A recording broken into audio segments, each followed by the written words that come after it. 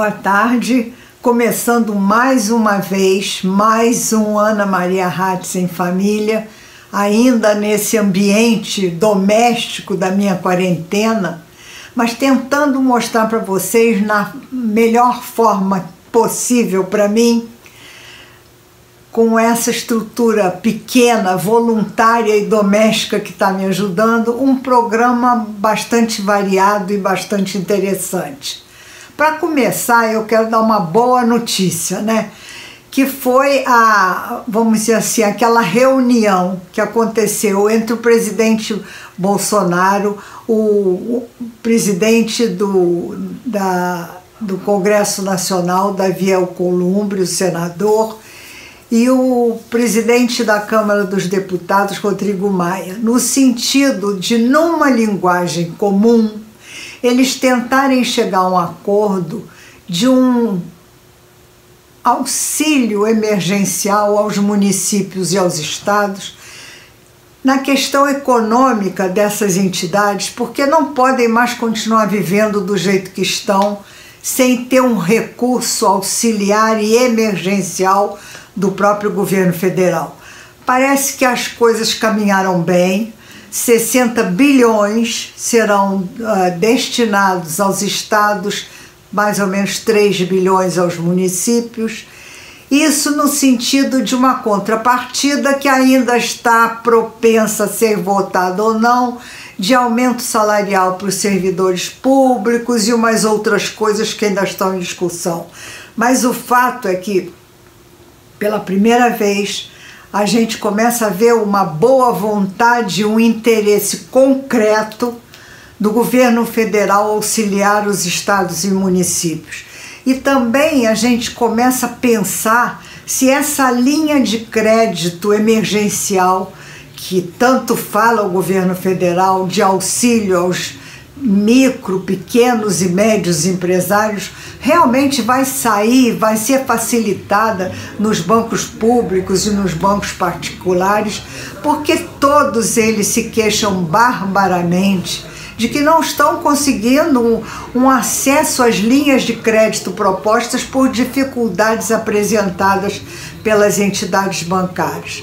Então eu acho que nesse momento, agora a gente começa a ver que está começando a haver uma consciência de que não é mais de não se falar no isolamento social, porque isso é a única forma, até que se sabe mundialmente, a Organização Mundial da Saúde já cansou de dizer, de se prevenir contra esse vírus nesse momento. A única forma concreta, porque vacina para a população toda mundial nós não temos ainda. Então, essa é a única forma concreta. Então, dentro desta concretude, a gente começa a ver que há o interesse não de abrir as instituições, né? As indústrias, as empresas e as casas comerciais, para que retomem as suas atividades como eram normalmente antes do coronavírus. O discurso não pode ser esse nesse momento, tem que ser auxiliar essas entidades a vencerem a crise financeira tremenda que está graçando sobre elas e, ao mesmo tempo, buscar uma forma de proteger as vidas humanas. Então, eu acho que agora a gente começa a vislumbrar a possibilidade de um discurso mais concreto, mais racional, menos impolativo e menos revolucionário no sentido de instigar a população a tomar medidas contra as medidas que vêm sendo tomadas pelos governadores e pelos prefeitos. Então, para início de conversa, para a gente começar agradavelmente a conversar, eu vou trazer para vocês uma entrevista, quer dizer, não é uma entrevista, é um pronunciamento, né, que eu consegui com a subsecretária de Políticas das Mulheres do Estado, Camila Rodrigues. Eu mandei para ela umas perguntas e ela depois me devolveu mais ou menos, não foram perguntas, foram, vamos dizer assim, eixos, né? Ou indícios do que eu gostaria que ela tocasse como assunto.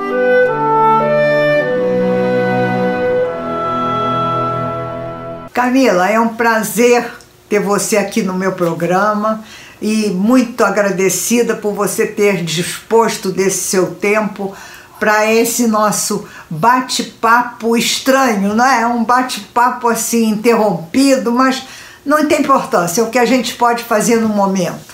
Então eu vou passar para os meus telespectadores, para aqueles que gostam do programa e que acompanham, as mulheres principalmente, as respostas que você deu, aqueles eixos que eu mais ou menos te mandei, que eu gostaria que fossem tocados no programa. Olá, mulheres petropolitanas que estão aqui nos acompanhando através do programa da queridíssima Ana Maria Hatz em Família. Meu nome é Camila Rodrigues, sou subsecretária do Estado do Rio de Janeiro de Política para Mulheres. Quero dizer que é um prazer inenarrável estar aqui conversando um pouquinho com vocês sobre as políticas públicas que a gente vem desenvolvendo no Estado para combater a violência contra as mulheres, né, que infelizmente ainda acontecem. Mesmo a gente trabalhando a transversalidade dessas políticas no âmbito judiciário, no âmbito legislativo e no âmbito executivo, infelizmente ainda nos deparamos com barbaridades como essa. Bem, eu tenho trabalhado muito com a LERJ, com o legislativo, auxiliando nas leis. A gente está fazendo parcerias com o executivo através de cursos de qualificação para essas mulheres, em parcerias com a FATEC, para poder essa mulher tenha novamente sua independência, que infelizmente é a primeira coisa que o homem, né, retira da mulher para tomar posse dela. Nós estamos rodando aí com o nosso ônibus lilás, fora a época da pandemia. Assim que terminar, vamos voltar a esse trabalho maravilhoso que a gente vem desenvolvendo, que é levar informações para as mulheres dos tipos de violência que existem, porque muitas ainda não têm essa informação, né? Existe a violência física, existe a violência moral, existe a violência psicológica, existe a violência patrimonial e existe a violência sexual, né? E quase sempre, depois da mulher passar por algum tipo dessa violência, existem etapas, né? Primeiro, para poder a mulher conseguir entender o que está acontecendo, muitas infelizmente se culpam, ou por causa dos filhos não denunciam, e depois ainda tem a fase da lua de mel, que é quando o homem vem com flores, presentes, chorando, arrependido, e a mulher, como tem um coração muito grande, acaba perdoando esse agressor, que dificilmente não voltará a agir novamente da mesma forma. No mês de março, nós fizemos uma grande campanha com a hashtag Não é Não, que é uma campanha nacional. A gente deu ênfase aqui no estado do Rio de Janeiro essa campanha, auxiliada pela Patrulha Maria da Penha, pelas DEANs, para a gente mostrar para essas mulheres que qualquer coisa além do não é assédio. Conseguimos acender o Cristo Redentor, iluminar o Cristo Redentor de lilás, em referência, em alusão ao Dia Internacional da Mulher, pela primeira vez na história. Fizemos homenagens ao judiciário, ao executivo e ao legislativo através de mulheres fortes e empoderadas. E estávamos planejando ainda fazer muitas coisas no mês de março, quando fomos infelizmente surpreendidos por essa pandemia aí que acometeu o mundo inteiro e que deixou todo mundo em isolamento. O que muito nos preocupa em ter essas mulheres em situação de vulnerabilidade em casa com seus agressores, o que nos leva a crer que há uma subnotificação tanto da Polícia Civil nas DEANs quanto da Patrulha Maria da Penha, como nos nossos centros, devido à mulher estar em casa com o seu agressor. Ela não consegue nem dar continuidade ao tratamento que ela estava fazendo, muito menos denunciar. Então a gente resolveu fazer lives informativas em uma campanha que em briga de vizinho, em briga de marido e mulher, o vizinho mete sim a colher, denunciando, chamando a polícia, gritando, ajudando. Porque muitas das vezes, a polícia não consegue chegar a tempo e essa mulher não consegue demonstrar.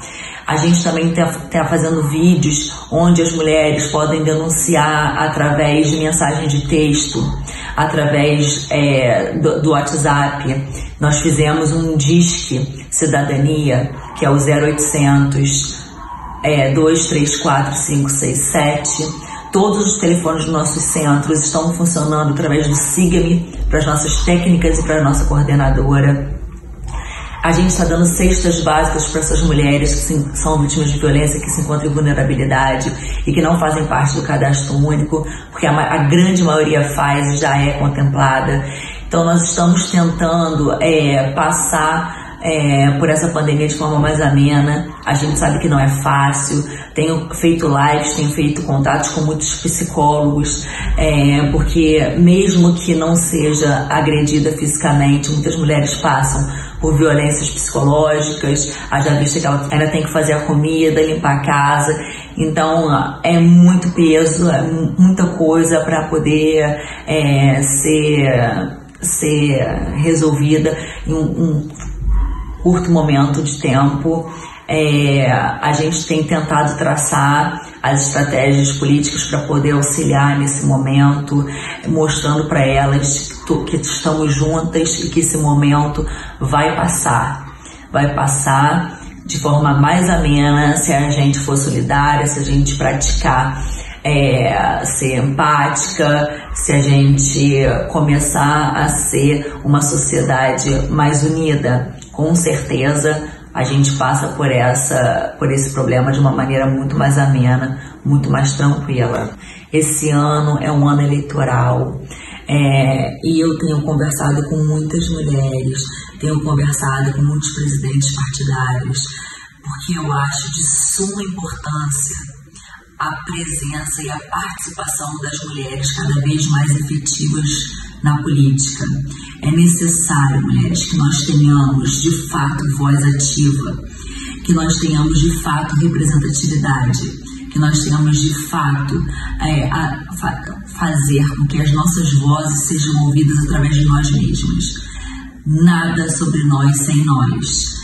Então, eu sei que é muito difícil, porque muitas mulheres têm a sua profissão já estabilizada, ou são donas de casa, ou têm muitos outros afazeres, mas é importante a gente estar do lado das pessoas que promovem as leis, a gente está do lado, mostrando a importância de se fazerem leis para as mulheres, de se fazerem leis que a gente quebra esse preconceito, esse paradigma, essa sociedade machista.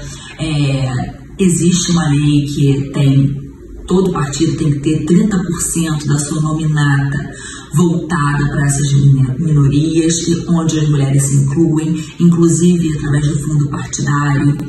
Então, eu acho importante que a gente empreste o nosso nome de maneira efetiva e que a gente participe do processo eleitoral, que é um processo democrático, onde ali a gente faz os nossos direitos, as nossas vontades e as nossas vozes serem ouvidas.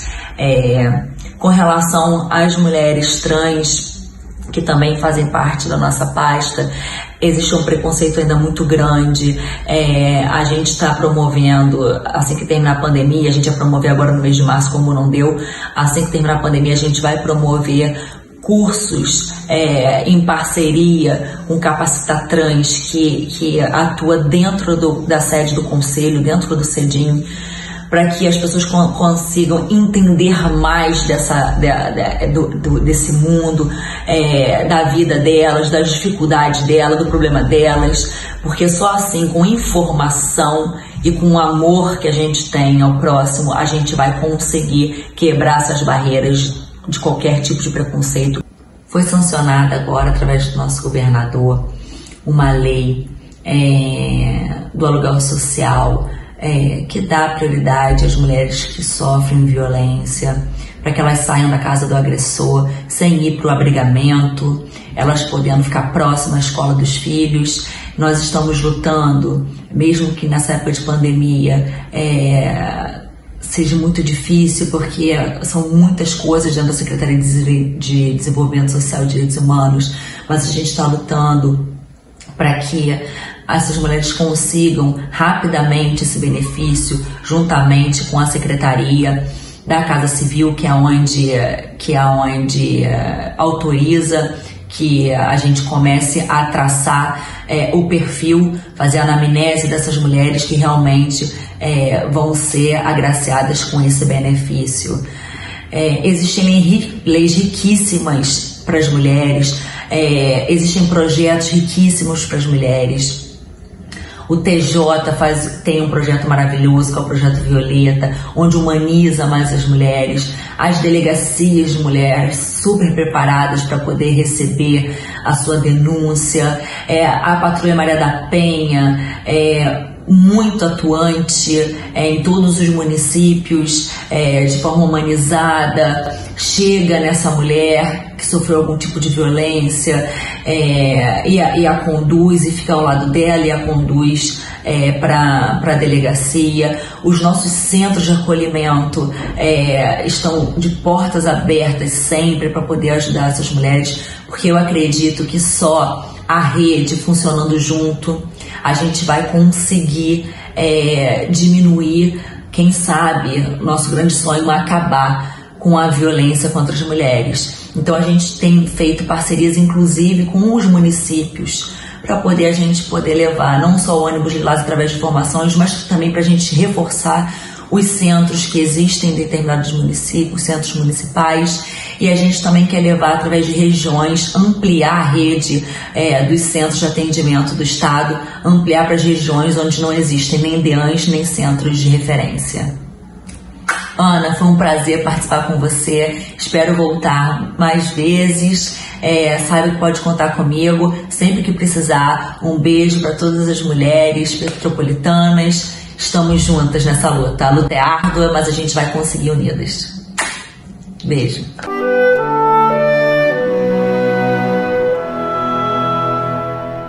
Uma reflexão sempre procedente do Leandro Carnal. A vida tem alguns privilégios que podem ser obtidos com relativa facilidade. Um dos maiores privilégios é ter amigos. Nós não teremos na vida muitos amigos. Teremos na vida amigos especiais que precisam ser cultivados, que são a radiografia da nossa alma, pessoas que aceitam e nos veem como nós somos e com quem eu posso trocar informações das mais importantes e confiar plenamente. Quando o filósofo Montaigne, no século XVI, decidiu elogiar seu amigo falecido, Etienne de la Boétie, decidiu elogiar um amigo que não estava mais com ele, definiu de uma forma muito bonita nos seus ensaios a sua relação com o grande La Boétie. E Montaigne escreveu: por que eu era amigo de Etienne? Porque ele era ele e porque eu era eu. Dois amigos são seres absolutamente individuais, não se fundem numa só pessoa, mas estão absolutamente próximos, estão absolutamente confiantes. O próprio Etienne havia dito num livro que a amizade é o privilégio de quem tem ética. Aquelas pessoas que não têm caráter e não têm ética têm apenas cúmplices, e os cúmplices não se respeitam, mas se entretemem, ou seja, desconfiam um do outro. É importante cultivar amigos. Uma vida sem amigos é uma vida que não vale a pena. Tenha muito cuidado com seus amigos, cultive essa relação, procure-os com frequência, lembre-se sempre de que os amigos são permanentes ao longo da vida. Tenha amigos para ter uma vida saudável, uma vida feliz, uma vida que vale a pena ser vivida, uma vida de diferença afetiva. Sem amigos, esta vida será vazia, oca e muito solitária. Agora vocês vão ver uma conversa que eu tive com a doutora Bárbara Araújo, que é presidente da Comissão de Meio Ambiente da OAB Petrópolis, sobre uma moção de repúdio que o CONAPA, que é o Conselho Executivo da APA de Petrópolis, fez sobre uma portaria, a portaria 426, que muda o núcleo de gestão do ICMBio aqui de Petrópolis para Teresópolis. E ela então vai nos explicar realmente o que está acontecendo, o que ela sabe sobre isso e o que ninguém sabe e o que todo mundo está querendo saber, tá? Vamos ver essa conversa que foi bastante interessante. Então, eu estou falando, gente, com a doutora Bárbara Araújo, que é advogada, presidente da Comissão de Meio Ambiente da OAB aqui de Petrópolis. Bárbara, eu queria muito a sua opinião como membro do CONAPA, que é o Conselho Executivo da APA de Petrópolis, sobre essa moção de repúdio que vocês fizeram em relação à portaria 426, que transfere a gestão integrada do ICMBio de Petrópolis para Teresópolis. Eu queria que você me explicasse o porquê, se você sabe o porquê dessa portaria, por que isso foi feito e quais as consequências que eu acho nefastas para Petrópolis, se nós já temos uma estrutura montada aqui, com um ponto de apoio em Itaipava. Eu achei uma coisa meio assim, feita sem consulta ao conselho, sem ouvir as pessoas, uma decisão autoritária demais que eu queria que você explicasse. Passo a palavra a você. Muito obrigada por você estar me ouvindo e me dando essa sua atenção nesse momento, tá? Eu que agradeço o convite, é um prazer estar aqui esclarecendo para a sociedade sobre esse novo episódio que a gente está passando, né? Bem, a portaria 426, ela foi uma portaria publicada na última semana, que todos, não só os conselheiros, mas parece que também os serventuários, ou seja, os funcionários lotados na APA Petrópolis, ficaram surpresos com a forma de como foi feita, né? Foi uma publicação feita à revelia, sem qualquer aviso à sociedade civil, sem qualquer consulta à sociedade civil, no sentido de demonstrarem quais seriam os planos efetivos para essa modificação, né? A portaria ela é muito estreita, ou seja, ela só diz que a APA Petrópolis e outras 4 unidades de conservação seriam transferidas para Teresópolis, para dentro do Parque Nacional da Serra dos Órgãos, que a gente chama de Parnaso. Essa modificação seria física, ou seja, todos os serventuários daqui seriam direcionados para lá, sem maiores detalhes, né? Então, o que a gente entende quando a gente vai ler uma portaria dessa? Ou seja, acabou. Aqui a gente não vai ter mais o ponto de apoio, não vai ter mais o ponto de apoio de atendimento à sociedade civil, de fiscalização, de controle demográfico do crescimento das construções. E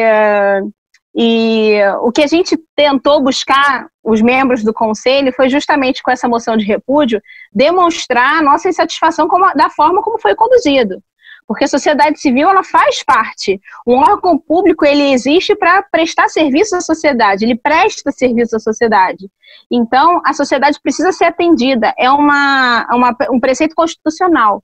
A partir do momento que isso é atingido e que efetivamente se diminui, em vez de se ampliar o fornecimento de um serviço, a gente tem que realmente reivindicar pelo menos uma explicação. O que acontece? Nessa portaria, existe uma portaria anterior, e essa portaria anterior, ela explica como funciona essa nova reestruturação do Instituto Chico Mendes de Biodiversidade. Eles estão reestruturando no Brasil inteiro, o problema não é só aqui, o problema tem acontecido em todo o Brasil, gradativamente, e nessa ocasião o Rio de Janeiro está sendo contemplado. Então, existem esses núcleos gerenciais que estão sendo concentrados os poderes de gestão em certos pontos, mas existem possibilidades dentro da portaria 102, que é uma portaria anterior a essa, de uma base avançada.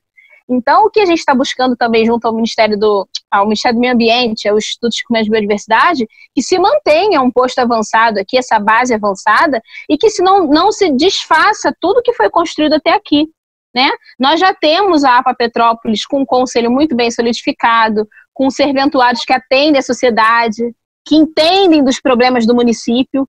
Nós não somos um município pequeno que possa simplesmente abrir mão de algo do tipo. São 310 mil habitantes que precisam e crescem a cada dia, então que precisam efetivamente ter esse controle do Estado, mas também ter esse serviço prestado.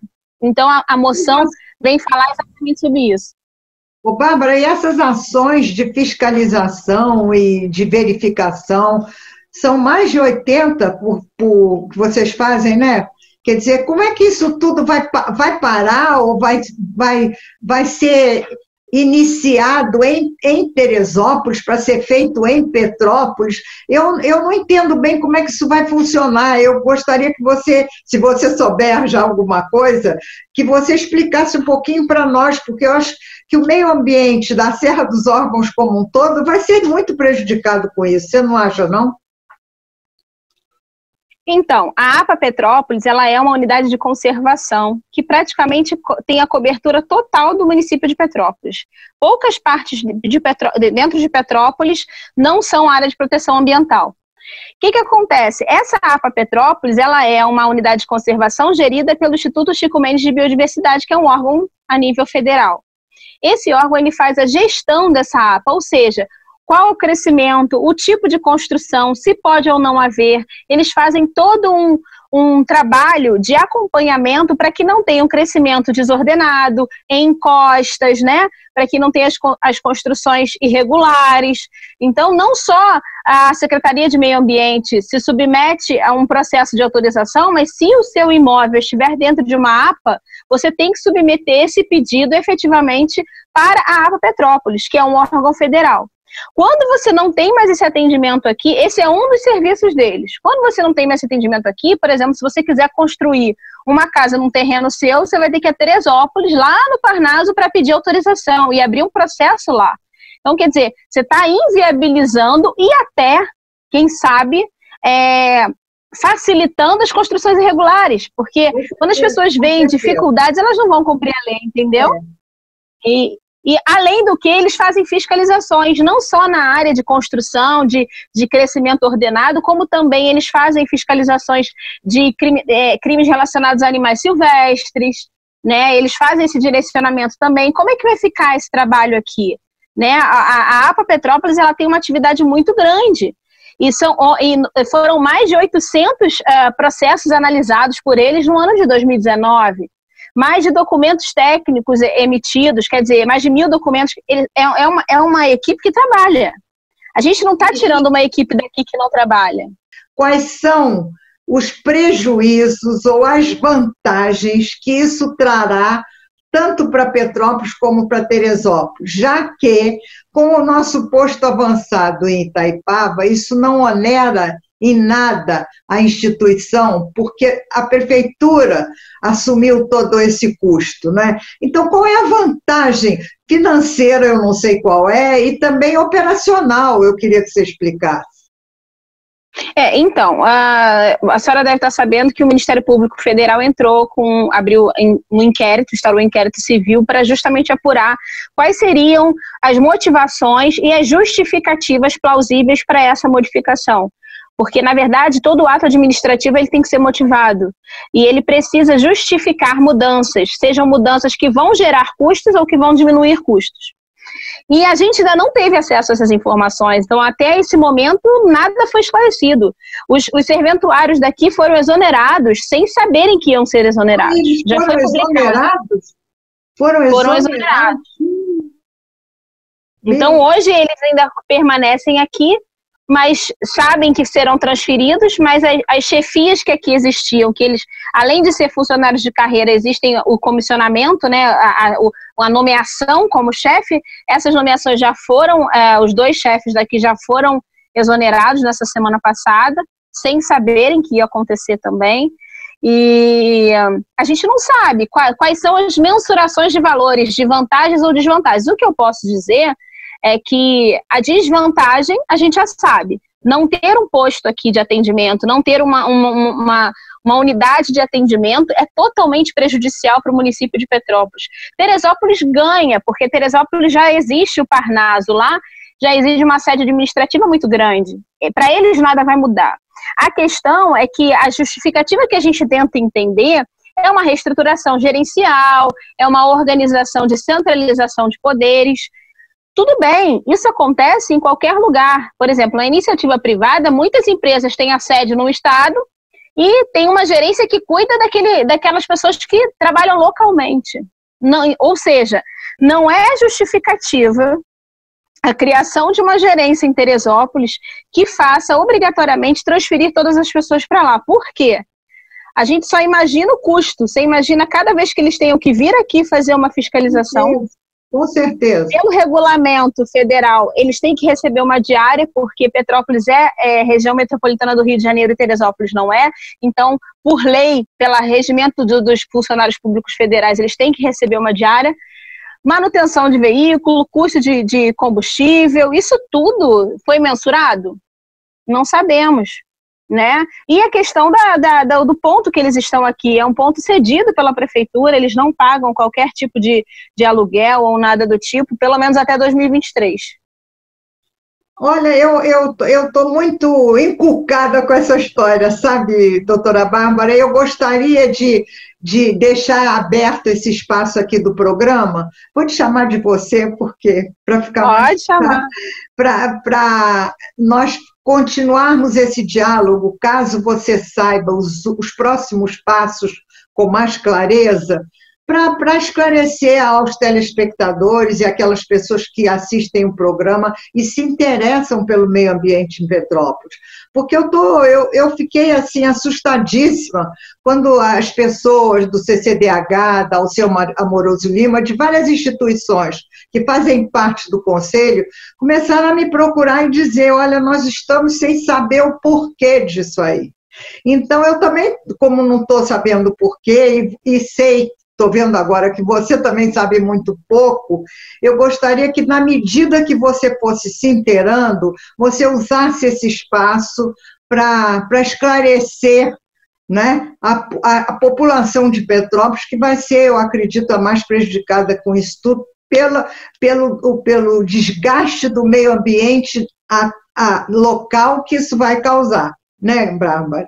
Não, com certeza. Nós, através dessa moção do CONAPA, que é o Conselho da APA Petrópolis, o CONDEMA, Conselho Municipal de Meio Ambiente, também está se reunindo amanhã para discutir o assunto e também emitir uma carta manifesto. Eu estou participando também eu também sou pela OAB conselheira do CONDEMA, justamente para poder todos os envolvidos se manifestarem e questionarem quais são os objetivos, porque o que a gente sabe é que esse processo todo de modificação foi feito de maneira sigilosa. E nem comunicando o que ia acontecer, nem comentando como seria. E então a gente não consegue chegar num denominador de entender quais são as vantagens.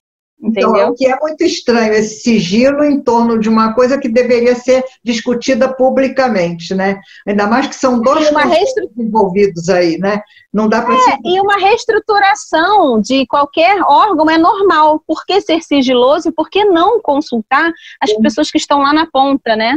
Com certeza, com certeza. Bárbara, muito obrigada pelo seu tempo, pelas suas explicações. E, mais uma vez, eu reitero a abertura do espaço aqui para que você utilize, e o CONDEMA também utilize, quando precisar, quando quiser, até para trazer mais subsídios e esclarecimentos a todos nós, tá? Muito obrigada, foi um prazer conversar com você, tá bom? Eu que agradeço. Assim que a gente tenha novidades, com certeza eu vou lhe procurar para a gente poder colocar para a sociedade, tá bom? Muito obrigada, muito obrigada. Até logo, Bárbara. Então eu vou ler para vocês as palavras do prefeito Bernardo Rossi nessa reunião ampliada, cuja foto eu estou colocando aí para vocês. Estive reunido com representantes do Judiciário, das Forças de Segurança, secretários e do nosso Legislativo para definir as medidas para a futura reabertura do comércio, ainda sem data. Estamos conversando com todos os segmentos econômicos. Ressalto que estamos trabalhando na estruturação da nossa rede de saúde, ampliando a capacidade do número de leitos clínicos e das UTIs para atender os pacientes infectados pela Covid-19. Toda e qualquer ação será adotada mediante a curva de casos em nosso município. Então, gente, a gente tem que ter essa calma e essa confiança de um caminho a seguir, né?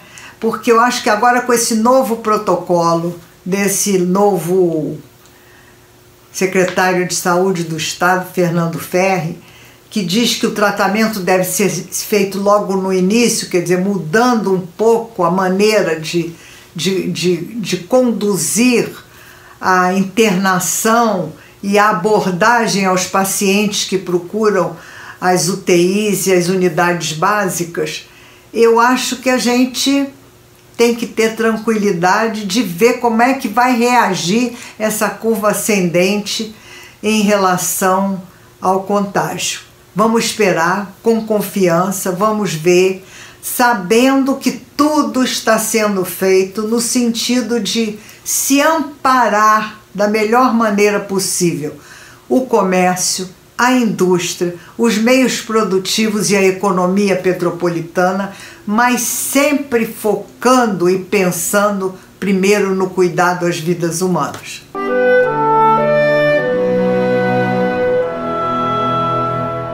Vocês já ouviram falar que permuta pode salvar? Eu fui chamada a minha atenção por uma frase que falava assim, permuta que salva. Aí eu fui atrás disso, um clube de permuta. O que é isso? Um clube de permuta? Permuta de quê? E aí tive a possibilidade de uma conversa com a Poliana Schettino, que vem a ser da família Schettino, lá, antiga família tradicional de Petrópolis, e que hoje está dirigindo a sucursal desse clube aqui em Petrópolis e vai nos explicar, com as palavras dela e o que a gente pôde captar dessa conversa, o que esse clube é, o que ele pretende, o que ele faz. Muito interessante. Sim. Mara, tudo bem? Muito prazer, tudo bem? Muito prazer. Você é da família Schettino, da sapataria? Sou. Ah, do meu tempo, Olha, engraçado, né? Que coisa, o meu avô chegou a ter sapataria, meu avô chegou a ter marcenaria, hotel, Isso. Eles tiveram várias posses também em Anem Paraíba, é uma família só. Eu me lembro que a tua família era super entrosada no comércio petropolitano, né? É do meu tempo daqui. Mas olha, é um prazer estar com você aqui agora, batendo esse papo. E eu queria muito que você matasse a minha curiosidade, porque eu fiquei assim impressionada com esse chamado que vocês fizeram. Permuta que salva. Como é que uma permuta salva alguém? E é permuta de quê? Que tipo, entendeu? É financeira, é material, é emocional, é espiritual, sei lá. Eu queria que você explicasse isso e falasse um pouquinho o que é esse clube de permuta e o que esse clube faz agora na quarentena, o que a gente pode tirar de proveito dessa instalação que você está fazendo com tanto êxito aqui em Petrópolis. É um prazer ter você aqui no programa, muito obrigada por você me dar esse teu tempo e essa tua atenção, tá? Para esclarecer os telespectadores do que é isso, afinal, tá? O Clube de Permuta, ele começou há 7 anos atrás em Belo Horizonte, né, com o empresário Leonardo Bortoleto. E ele, além de uma pessoa muito humana, ele foi muito visionário no sentido de resgatar um método tão antigo que é a permuta, né, e injetou tecnologia. Então, a proposta do Clube de Permuta, de modo geral, é fomentar negócios entre empresários que se associam no clube, e a plataforma promove trocas multilaterais de produtos e serviços. Ou seja, você compra com o que você tem, seja produto ou serviço, aquilo que você necessita. E você, quando faz ofertas através do Clube de Permuta, né, que é um aplicativo, né, então você tem ali uma plataforma você coloca suas ofertas. Você oferece aquilo que te sobra, seja o seu estoque parado, seja o seu tempo ocioso de agenda. Então, por si só, é uma proposta muito interessante, uma ferramenta maravilhosa, e além disso tudo, ela não é varejo. Então, na verdade, é uma plataforma de relacionamento que gera negócio, né? Então, essa é a proposta geral do clube. E isso você acaba comprando, seja advocacia, contabilidade, carro, imóvel, aluga apartamento, loja, seja o que você estiver precisando, com o seu produto ou serviço, ou seja, com o seu markup também ali embutido. Tá. Você em nenhum momento mexe no seu caixa, ou seja, você não paga isso, não compra esses produtos ou serviços. Quer dizer, moeda circulante não tem no negócio. Não tem no negócio, por isso a chamada, você compra o que precisa com o que te sobra, tá, né? Que seja o seu produto ou serviço. Então, nesse período de quarentena, a ferramenta Clube de Permuta, ela é ainda mais bem-vinda, porque o dinheiro praticamente sumiu da prateleira, né? Tá todo mundo tendo que se reinventar, né? Não. Então, ele, por si só, passou a ser ainda mais bem-vindo, mais útil para vencer esse período que as lojas estão fechadas, as pessoas estão em casa, isso tudo que a gente está vendo aí e vivenciando, né? Então, ele é muito bem-vindo nesse sentido. Recentemente, a gente até teve um crescimento, sabe, Ana, de praticamente 30% aí na região petropolitana, porque os empresários viram, através do Clube de Permuta, uma oportunidade de crescimento, de escoar os estoques, de continuar, por exemplo, os restaurantes como Locanda, a Majorica, eles estão fazendo delivery através do clube, entendeu? Então eles continuaram movimentando normalmente, né? O próprio Castelo de Itaipava com delivery também, ou seja, a parte de eventos deles, nesse momento, fechada, mas o delivery não necessariamente. Então estão acontecendo negócios.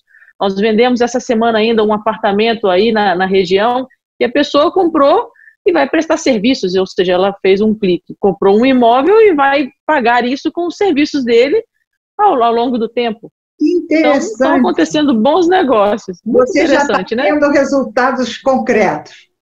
Já estamos, sim. A FIP já é sua parceira nisso? Olha, eu acompanho o trabalho da Vera, assim, de perto, né? Quem me indicou e me apresentou a Vera foi a Célia, né, da Eviglist, que é nossa associada. Isso. E então eu venho acompanhando o trabalho deles junto à FIP, né? E aí veio esse projeto do Clube de Permuta, diretamente da franquia, né, de Belo Horizonte, que seria com esse slogan, né, Permuta que salva. Salva porque é um alento nesse momento, porque quando acontecem as transações dentro do Clube de Permuta, o empresário ele fica com um fundo garantidor em produto ou serviço, ou seja, ele fica com aquele crédito devedor em relação à franquia. E a franquia vai disponibilizar 1 milhão desse fundo garantidor, que é um fundo nacional, ou seja, digamos que, por exemplo, a FIP, que foi então indicada por mim, está inscrita e concorrendo a parte dessa verba junto a outras tantas. Quer dizer, essa quantia, Poliana, vai ser dividida em vários municípios, não é? Quer dizer, um fundo nacional que vocês dividem em vários municípios. Quais são os municípios, mais ou menos? Hoje são 23 franquias, então tem Natal, Brasília, Goiânia, Curitiba, Belo Horizonte, Juiz de Fora, né? Petrópolis, então Salvador, então a gente tem assim, são 23 cidades hoje, e esse fundo nacional, ele tem desde serviços como consultorias, então às vezes, vou dar só um exemplo, às vezes a FIP, nesse momento ela teria demanda para alimentos, bebidas e também a parte online, site, por exemplo, ter um site da instituição, ou ter um treinamento de informática para os assistidos, enfim. Deixa eu ver se eu entendi. Então, ela poderia arrecadar alimentos para depois ela distribuir para as pessoas carentes, é isso? E ela arrecadaria os alimentos através de permuta com vocês. Exatamente. Isso? Nosso fundo ou seja, é como se tivesse na prateleira, do clube, né, da franquia, uma série de produtos e serviços, entre eles alimentos, bebidas, a parte de prestadores de serviço, pintura, tinta, enfim, uma série de produtos e serviços lá no estoque da franquia. E ela está disponibilizando isso sem nenhum tipo de contrapartida da fundação, né? Então ela não é nossa associada. As empresas que vão ser assistidas, porque também não é somente para fins filantrópicos, também alguma empresa, né, mesmo não associada com a gente, que esteja nesse momento com as portas fechadas e correndo o risco de ser extinta, e aí nós temos várias, né, às vezes até empresas tradicionais e tudo, o clube vai prestar esse suporte, esse auxílio para os que se inscreverem até hoje. Quer dizer, é um recurso imediato, é um auxílio imediato, não é? Imediato. Porque a gente está esperando do governo todas essas linhas de financiamento que não saem nunca, né? Para o pequeno empresário, para o microempreendedor, vocês têm esse suporte imediato. É na hora? É na hora. Eles só estão fazendo esse filtro, né? Essa inscrição, todo esse trâmite, no dia 28. Os então inscritos e escolhidos vão ser divulgados nacionalmente, né? E é isso, eu estou aí torcendo pela FIP, nós indicamos outras 3 empresas aí da região também, aí não fundações, né? Empresas Sim. mesmo. E assim que sair a listagem, a gente até, inclusive, vai estar público, né? Mas a gente te comunica também. Mas que coisa boa, olha, eu quero já de antemão te deixar aberto esse espaço, sempre que você quiser utilizar para divulgar o que você está fazendo, porque eu acho que isso é uma nova, é o nosso novo normal, né, que está acontecendo. Quer dizer, nós estamos todos nos reinventando depois dessa pandemia. E essa iniciativa de vocês, apesar de já ter alguns anos, mas agora que está instalada aqui em Petrópolis, né, há algum tempo pequeno ainda, e ela está aparecendo agora. Então, eu acho que é uma forma de até o microempresário, o pequeno empreendedor, não é? Começar a conhecer vocês e fazer parcerias com vocês. É uma nova forma de comércio antiquíssima, mas que está voltando agora nesse novo mundo que a gente vai viver depois dessa quarentena, né? É verdade. E uma boa notícia é que o método, ou seja, a permuta, ela é realmente antiga, mas ela veio com uma roupagem muito atual, porque 90% dos trâmites, ou seja, você compra um carro com um clique do seu celular, entendeu? Você oferece seu produto ou serviço sem sair de casa, ele é de um aplicativo. Mas com garantia, do celular. Tem garantia isso, Poliana? Com garantia? Claro que sim, existe um seguro por trás, né? Uma seguradora por trás da franquia que possibilita que isso tudo aconteça. Eles até brincam, a franquia poderia quebrar 12 vezes, que a gente tem como garantir que as transações sejam seguras através da plataforma, né? E isso que justifica isso é justamente esse fundo garantidor, que é nacional. Então, assim, para quem quiser conhecer um pouco mais, é super bem-vindo, né? É só digitar www.clubedepermuta.com.br e selecionar a região de Petrópolis. Ali você já vai ver os 80 empresários que hoje estão ativos. Tem vários aí tradicionais da cidade, né? A própria Vitliche, o Hotel Bom Tempo. Então, assim, a gente tem várias referências mesmo nossas já atuantes, que já fizeram grandes negócios com a gente, tanto compraram quanto venderam, né? Então, fica aí o convite para fazerem parte com a gente, né? Tá bom, Poliana, olha, eu adorei conversar com você, relembrar, inclusive, a sua família, né? Que era muito querida nossa, muito amiga, entende? E eu estou, como eu te disse, à disposição para o que você precisar aqui. Muito obrigada pelo seu tempo e desejo que você tenha todo o sucesso possível, porque Petrópolis está precisando muito de novas iniciativas como essa, né? Que deem impulso na nossa vida financeira aqui, né? Muito obrigada mesmo. Fico feliz de trazer boas notícias e em breve a gente toma um café pessoalmente. Com certeza, e um grande abraço pessoal, né? Um abraço, sim, pessoal. Tá? É verdade. Obrigada. Um beijo. Tchau. Obrigado. Tchau. Nós vamos bater um papinho agora sobre essa nova iniciativa que juntou governadores, presidente da Câmara, presidente do Senado e o presidente do país, Jair Bolsonaro, e que chegaram à conclusão, então, daquilo que eu falei no começo do programa, de um auxílio de 60 bilhões para os governadores e os prefeitos resolverem a crise dos seus estados e seus municípios. Acontece que os pequenos produtores, os pequenos empresários, os pequenos comerciantes continuam tendo aquela brutal dificuldade de acesso às linhas de crédito propostas. Não adianta eles falarem nesse repasse de recursos se não disserem como vai ser. Como é que o pequeno que precisa dessa quantia emergencialmente e que está com as suas atividades paradas vai ter condições de acesso às linhas de crédito propostas. Como serão essas linhas de crédito? Depois, outra coisa, os bancos estão exigindo, quando as pessoas conseguem chegar lá, que o pagamento seja feito no mês seguinte. Como é possível se você está parado durante 2 meses, quase 3, e que precisa retomar a sua atividade produtiva e o seu caixa, fazer um caixa para refazer os pagamentos e pagar o passivo que foi se acumulando? Como é possível que o pagamento dos bancos seja feito imediatamente no mês seguinte?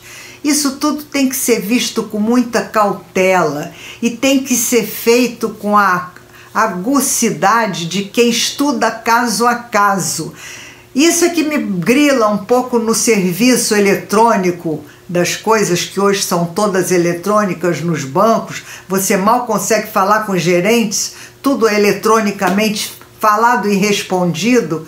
Como é que essa capacidade de avaliação pessoal que deve existir entre cada caso e cada pessoa pode ser feito? Não pode ser uma norma total e igual para todo mundo. Tem que ser estudado minuciosamente com todas as possibilidades e todas as minúcias de cada caso. Então isso tudo me faz pensar muito se realmente esse auxílio vai ser emergencial para aquele que está precisando salvar o seu negócio, não é? Salvar a sua vida financeira, ou se não vai realmente resolver quase nada ou nada na vida das pessoas. Fica aí uma indagação que está na minha cabeça para vocês pensarem, ouvirem. Quem tiver alguma solução, alguma proposta, pode até conversar e a gente pode debater, porque eu estou muito preocupada com a realidade das pessoas que estão quase quebrando e quase indo à falência. Isso não quer dizer que eu estou botando isso na frente da vida, jamais, mas estou preocupada com essa realidade. A gente tem que pensar que isso vai passar, que a vida vai retomar o seu curso e que as pessoas não podem ficar sem uma possibilidade de sair dessa penúria que aconteceu na vida financeira das empresas.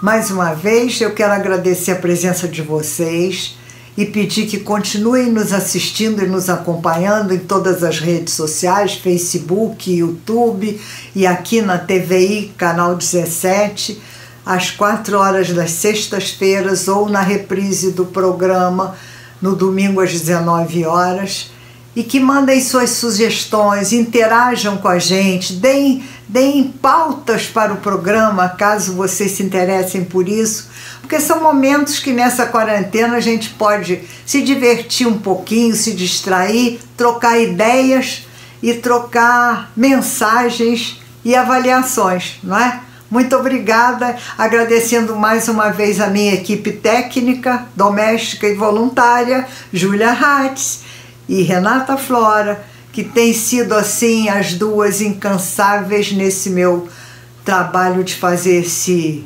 vídeo. também ajudada muito pela Monique fazendo relações públicas aí dos contactos, tá? Muito obrigada. Um momento gostoso e de tranquilidade para a gente terminar o programa. You go to bed, okay?